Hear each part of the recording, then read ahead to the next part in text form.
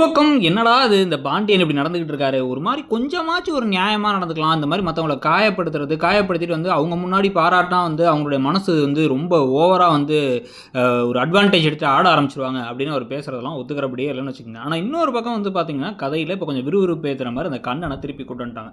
எவ்வளோ பெரிய சம்பவத்தை செஞ்சுட்டு ஒரு பொண்ணை லவ் பண்ணுறேன்னு சொல்லிட்டு ஓடிவான்னு சொல்லி ஏமாற்றி கூட்டு போயிட்டு ஒரு சின்ன ஊரில் அவர் திருப்பி வேற வந்துட்டு இன்னொரு பொண்ணை ஏமாத்துறதுக்கு பிளான் பண்ணிருக்காரு. அவரை பார்த்ததுக்கப்புறமா என்ன பண்ணுறாங்க, கண்ணனை பார்த்துட்டு குடுன்னு ராஜி பின்னாடியே துரத்திட்டு திருட்டு பையில பிடிங்கன்னு துரத்திட்டே இருக்க, அதனால ஜம்ப் பண்ணி எஸ்கேப் ஆகி ஓட்டார். அதே வீட்டுக்கு ஊருக்கு வந்திருக்காங்க தான் ஆச்சரியமாகவே இருக்குன்னு நமக்கு வேறு.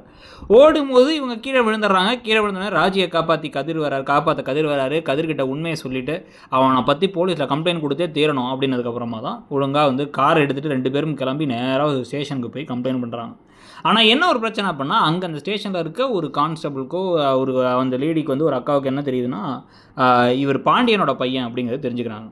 இவர் ஆனால் கம்ப்ளைண்ட் கொடுத்துட்டு இந்த கண்ணை மேலே ஆக்ஷன் எடுக்கணும், இப்படி பணத்தை தூக்கிட்டு போனால் நகையை தூக்கிட்டு போனாங்கிறதெல்லாம் சொன்னதுக்கு பிறகு இப்போ இந்த விஷயத்தை வீட்டில் யார்ட்டையும் சொல்ல வேணாம், இது வந்து தெரிஞ்சால் பெரிய பிரச்சனையாகும் அப்படின்னு சொல்லிட்டு ராஜியும் கதிரும் இதை மறைச்சிட்றாங்க. ஆனால் அந்த அக்கா வந்து எங்கேயாச்சும் மளிகை வாங்குறதுக்கு போக அந்த போலீஸ் அக்கா வந்து அந்த பாண்டியன்கிட்ட சொல்ல, உங்கள் பையன் மருமக வந்து கம்ப்ளைண்ட் பண்ணாங்க, நகையை ஒருத்தன் திருடிட்டு போயிடும் திருச்செந்தூர்லேருந்து நம்ம தான் இப்போ அவருக்கு தெரிய போகுது. அவர் முன்னாடிருந்தே வந்து நம்ம பையன் வந்து காதலிச்சு கல்யாணம் பண்ணது கூட பெரிய பிரச்சனை இல்லை, ஆனால் அந்த வீட்டோட நகையும் பணத்தையும் திருடி இருக்கான் பாரு, அது எதையோ பண்ணியிருக்கான் அப்படிங்கிறத பற்றி தான் அவர் ரொம்ப கோவப்பட்டார். இப்போ இந்த விஷயம் தெரிஞ்சு கோமதி கிட்ட இதை பற்றி பேச விசாரிக்க ஆரம்பிக்க ஒரு கட்டத்தில் இந்த கல்யாணத்தில் கோமதி தான் செஞ்சு வச்சாங்கன்னு தெரிஞ்சால் பல திருப்பங்கள் வரப்போகுது. நீங்கள் என்ன நினைக்கிறீங்க? கதை இப்போ எப்படி போகுதுன்னு நினைக்கிறீங்க?